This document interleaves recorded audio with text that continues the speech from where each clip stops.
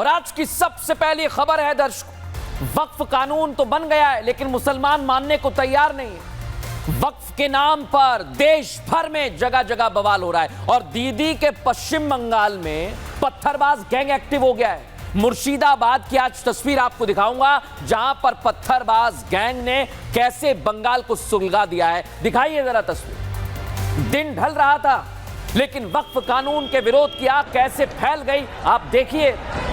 ये आग सुलगती जा रही है। शाम को वक्फ कानून के विरोध के दौरान हिंसा भड़क गई। वक्फ कानून के विरोध में मुर्शिदाबाद में मुस्लिम संगठन प्रदर्शन कर रहा था। पुलिस ने प्रदर्शनकारियों को रोकने की तमाम कोशिश की लेकिन इधर प्रदर्शनकारी मानने को तैयार नहीं। पुलिस पर पत्थर फेंकने शुरू कर दिए और इतना ही नहीं दर्शक, एक एक करके कैसे पत्थर फेंके जा रहे हैं देखिए जरा आप। नकाब पहना हुआ है और पत्थर फेंक रहे हैं। 1 2 3 4 5 कैसे ये दिख रहे हैं प्रदर्शनकारी आप देखिए। और एक एक करके अब इन पर एक्शन की तैयारी भी की जा रही है। ये वक्फ बिल कानून की शक्ल ले चुका है लेकिन विरोधी बढ़ते ही जा रहे हैं। एक के बाद एक तस्वीर सामने आती जा रही है।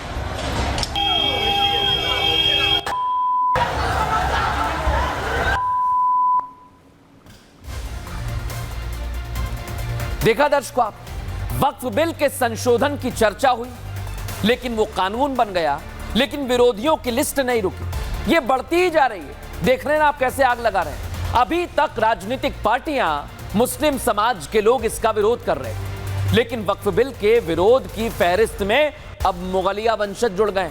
और इतना ही नहीं, ये प्रधानमंत्री गृह मंत्री अमित शाह को चुनौती दे रहे हैं, धमकी दे रहे हैं। आप सोचिए कैसी मानसिकता के लोग हैं। देखिए जरा इन्हें आप। 2 दिन में दोहरी बाधा पार करके वक्फ बिल की जंग को संसद के दोनों सदनों में केंद्र सरकार ने जीता। इसी के साथ वक्फ बिल पर कोई काली पट्टी लगाकर विरोध करने सड़क पर उतर आया तो ओवैसी ने विरोध में सदन में बिल तक फाड़ दिया। वक्फ अब कानून बन चुका है लेकिन विरोध के सुर कहीं से कहीं तक हल्के नहीं दिखाई दे रहे। इसमें अब नया नाम जुड़ गया है। नाम है प्रिंस तुसी का। प्रिंस तुसी मुगल वंशज हैं और वक्फ बिल संशोधन पर पीएम मोदी के साथ गृह मंत्री अमित शाह को चुनौती दे रहे हैं। इस बार आपकी जो है लड़ाई एक तैमूर के साथ में है। आपने तैमूर के खून को लड़काया है और इस बार इंशाअल्लाह अल्लाह सबसे पहले अल्लाह हमारे साथ है और हिंदुस्तान के 20 करोड़ मुसलमान मेरे साथ हैं। और इंशाअल्लाह ये लड़ाई अगर होगी तो इंटरनेशनल में जाएगी और दुनिया के तमाम मुसलमान, वक्फ का जब मसला आएगा वक्फ का कोई मालिक नहीं बन सकता। प्रिंस तुसी इस पर जंग छेड़ने तक की धमकी दे रहे हैं। 20 करोड़ मुसलमानों को अपने साथ बता रहे हैं लेकिन गरीब मुसलमान असल में इस कानून से खुश है। कोई उनका शुक्रिया अदा कर रहा है तो कोई मुसलमान मिठाई खिला रहा है तो कोई नाच गाकर सालों से जकड़ी बेड़ियों से आजादी होने की खुशियां मना रहा है। कोई खुशी में फूलों से स्वागत कर रहा है और नारेबाजी कर इस बिल के लिए शुक्रिया भी कह रहा है। लेकिन प्रिंस तुसी जैसे कुछ लोग हैं जो वक्फ का विरोध करते ही जा रहे हैं, वो खत्म ही नहीं कर रहे। देश की सबसे बड़ी अदालत तक इस पर वापस लेने की गुहार लगाई जा रही है। मुसलमानों का हक मारने का आरोप लगाया जा रहा है। मोदी विरोध में वक्फ के नाम पर जमीन पर कब्जा करने की ऊल जलूल अफवाहें उड़ा रहे हैं। लेकिन इतना तो साफ है कि विरोधी चाहे अब कितना ही विरोध क्यों ना कर ले, वक्फ का वक्त बदलने वाला ये बिल संसद में पास हो चुका है। राष्ट्रपति ने मोहर लगा दी है और इस कानून को अब तो मानना ही पड़ेगा। बस फर्क यह है कि कोई इससे खुश है तो कोई दुखी मन से अपने वोट बैंक के लिए इसका अभी भी विरोध कर रहा है। देखा ना, वक्फ कानून को लेकर एक तरफ जहां मुगल वंशज की एंट्री हो गई तो दूसरी तरफ कुछ मुसलमान हैं जो मरने मारने को तैयार हो गए। लखनऊ से एक ऐसा ही मामला सामने आया जहां वक्फ बोर्ड के मसले पर एक कैब ड्राइवर बैठा हुआ था। उसने बहसबाजी की और आप सोचिए गाड़ी चलाते चलाते उसने रिटायर्ड कर्नल को मारने का पूरा प्लान तैयार कर लिया। इसके लिए उसने पूरी फौज खड़ी कर दी और सिर्फ विरोध इतना सा कि कर्नल साहब वक्फ के समर्थन में खड़े हुए थे। लेकिन कैसे कर्नल को मारने का प्लान बनाया देखिए आप जरा। वक्फ बोर्ड के मनमाने रवैये पर लगाम लगाने के लिए बनाया गया वक्फ कानून लोगों की जान का दुश्मन बनता जा रहा है। वक्फ कानून को लेकर सबके सोचने का तरीका इस पर अलग है और अपना पॉइंट ऑफ व्यू आजकल किसी के भी सामने रखना बेहद खतरनाक होता जा रहा है। यही हुआ रिटायर्ड कर्नल सूर्य प्रताप सिंह के साथ, जो 5 अप्रैल की रात कानपुर से लखनऊ कैब में जा रहे थे। कैब में बैठने के बाद रास्ते में सूर्य प्रताप सिंह ने अपने किसी जानकार को फोन लगाया और वक्फ कानून पर केंद्र सरकार की तारीफ करने लगे।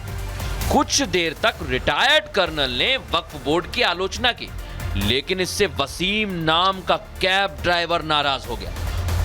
उसने अपने कुछ दोस्तों को बुला लिया और रिटायर्ड कर्नल की खूब पिटाई की। नहीं करो सर, नहीं करो, इस तरह से नहीं करो, आप गलत।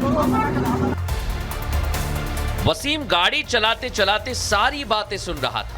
वो वक्फ बोर्ड की आलोचना से मन ही मन भड़क रहा था, इसलिए उसने अपने एक ग्रुप में मैसेज कर दिया और सबको बुला लिया। इसके लिए उसने अपनी लाइव लोकेशन तक शेयर कर दी।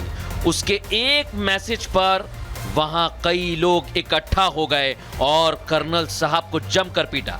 नहीं करो सर, नहीं करो, इस तरह से नहीं करो। सूर्य प्रताप सिंह ने इसकी शिकायत पुलिस में दर्ज कराई और एफआईआर कॉपी में बताया कि मारपीट करने वालों में ज्यादातर मुसलमान थे। हमला करने वालों के हाथ में नुकीले पत्थर और डंडे थे। हमलावरों ने सूर्य प्रताप सिंह के सिर पर हमला किया। वक्फ बोर्ड के समर्थन में किसी की जान लेने पर उतारू होने के मामले बढ़ते ही जा रहे हैं। मुस्लिम समुदाय के कुछ लोग वक्फ कानून आने के बाद बेहद आक्रामक रवैया अपना रहे हैं। ऐसे में समझने की जरूरत है कि यह कानून गरीब मुसलमानों के हक में ही है, नुकसान पहुंचाने के लिए नहीं। अब एक तरफ बंगाल वक्फ को लेकर जल रहा है, दूसरी तरफ पीएम मोदी गृह मंत्री को धमकी दी जा रही है, तीसरी तरफ कर्नल साहब से पिटाई हो रही है। लेकिन इतना भर नहीं, आज एक और तस्वीर सामने आई वक्फ कानून को लेकर। कोई धमकी दे रहा है, कोई जान लेने पर उतारू हो रहा है, वहीं सियासी संग्राम भी छिड़ गया है। दर्शकों, तस्वीरें आपको दिखा रहा हूं मैं। वक्फ कानून के मुद्दे पर जम्मू कश्मीर विधानसभा में दूसरे दिन आप हंगामा देखिए। बस विधानसभा के अंदर नेशनल कॉन्फ्रेंस के विधायकों ने बिल की कॉपी को फाड़ दिया है। इतना ही नहीं, कानून पर चर्चा की मांग को लेकर विधायकों के बीच हाथापाई हो गई। कुछ विधायक वहां आपस में भिड़ गए। आप देखिए तस्वीरों को।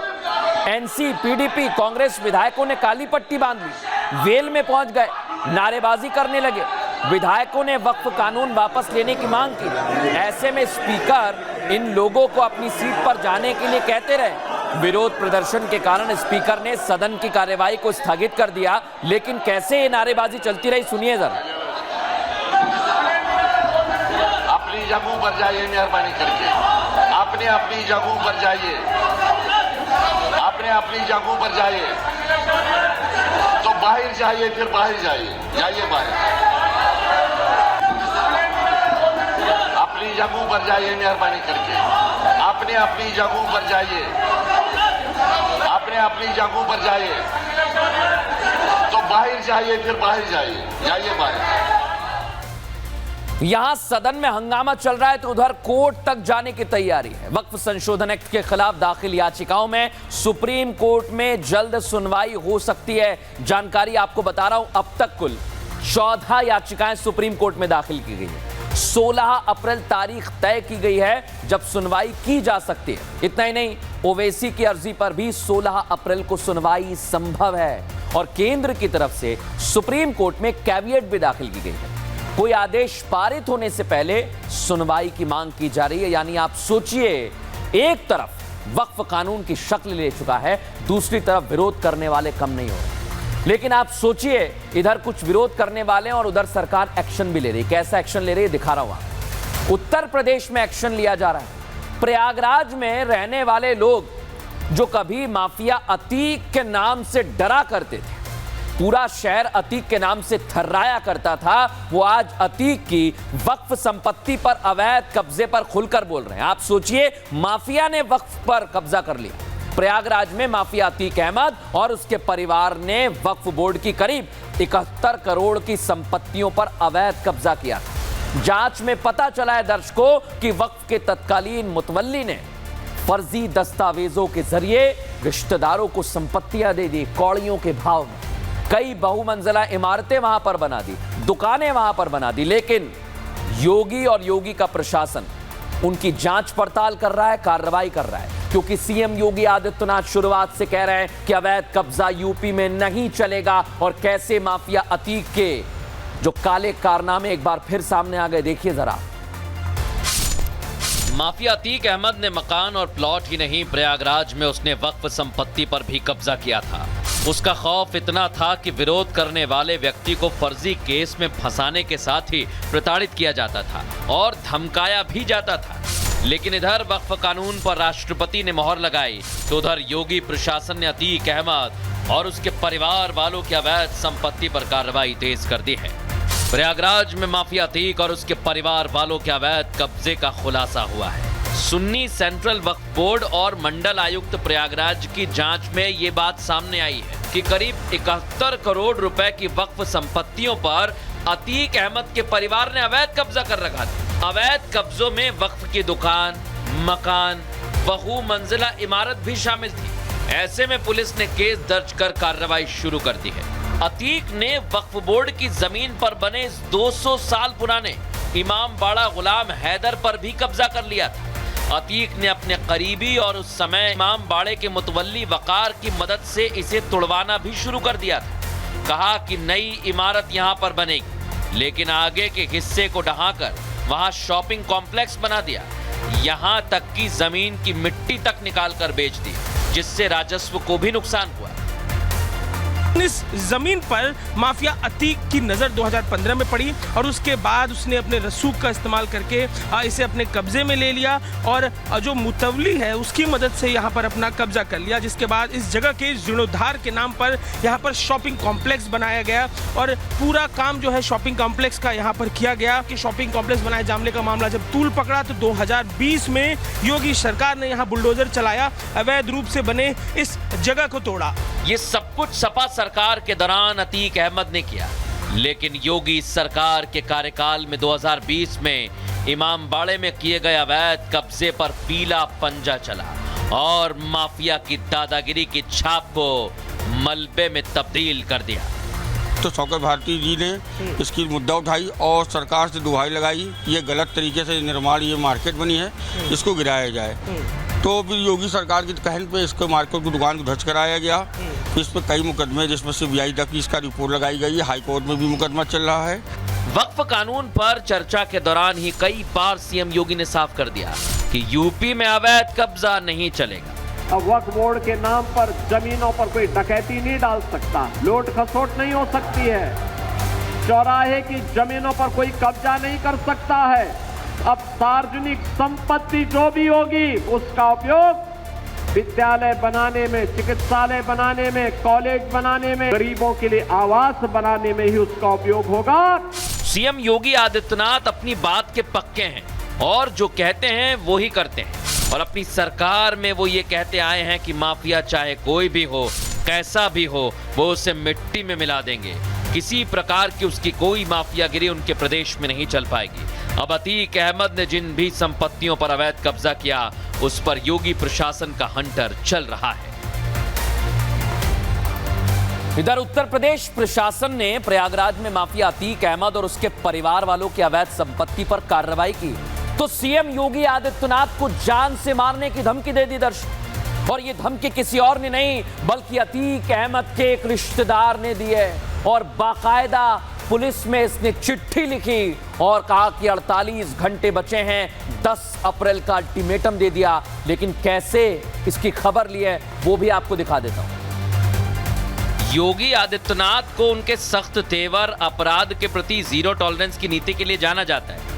योगी आदित्यनाथ ये बात बहुत अच्छे से जानते भी हैं कि वो अपने सख्त एक्शन से दुश्मनों की फौज को इकट्ठा कर रहे हैं, लेकिन वो इससे डरते नहीं है। इसी का नतीजा है कि इधर उन्होंने माफिया अतीक के अवैध संपत्ति पर शिकंजा कसना शुरू किया तो उधर अतीक अहमद के रिश्तेदार के नाम से एक धमकी भरी चिट्ठी शाहजहांपुर पुलिस कार्यालय पहुंच गई, जिसमें मुख्यमंत्री योगी आदित्यनाथ को जान से मारने की धमकी देने की बात कही गई। चिट्ठी में लिखा गया कि 10 अप्रैल मुख्यमंत्री योगी का आखिरी दिन होगा। ये भी दावा किया गया कि ये साजिश पाकिस्तान से प्रेरित है और इसमें शामिल लोगों ने आईएसआई से प्रशिक्षण लिया है। इतना ही नहीं, पत्र में 2 लोग नसीम और आबिद अंसारी को इस साजिश का मास्टरमाइंड बताया गया। धमकी भरी इस चिट्ठी में यह भी कहा कि ये दोनों भाई मुख्तार अंसारी और अतीक अहमद की मौत का बदला लेने चाहते हैं, क्योंकि उनके बेटों को भी जेल भेजा गया है।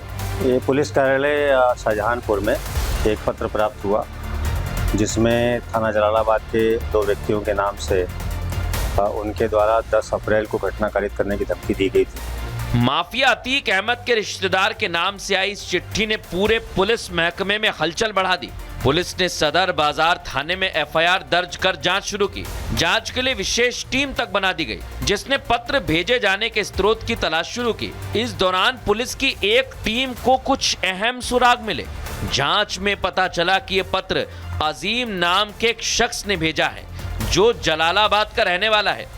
अजीम ने पूछताछ में स्वीकार किया कि उसने खुद ही ये धमकी भरा पत्र भेजा था। असल में अजीम की मंशा उसके पड़ोस में रहने वाले युवा को झूठे केस में फंसाकर उसकी जमीन पर कब्जा करने की थी। जिनके नाम उस पत्र में लिखे थे, उनको फंसाने की नीयत से, उनकी जमीन पर कब्जा करने की नीयत से इसके द्वारा कृत्य किया गया था और इसके विरुद्ध विधिक कार्रवाई की जा रही है।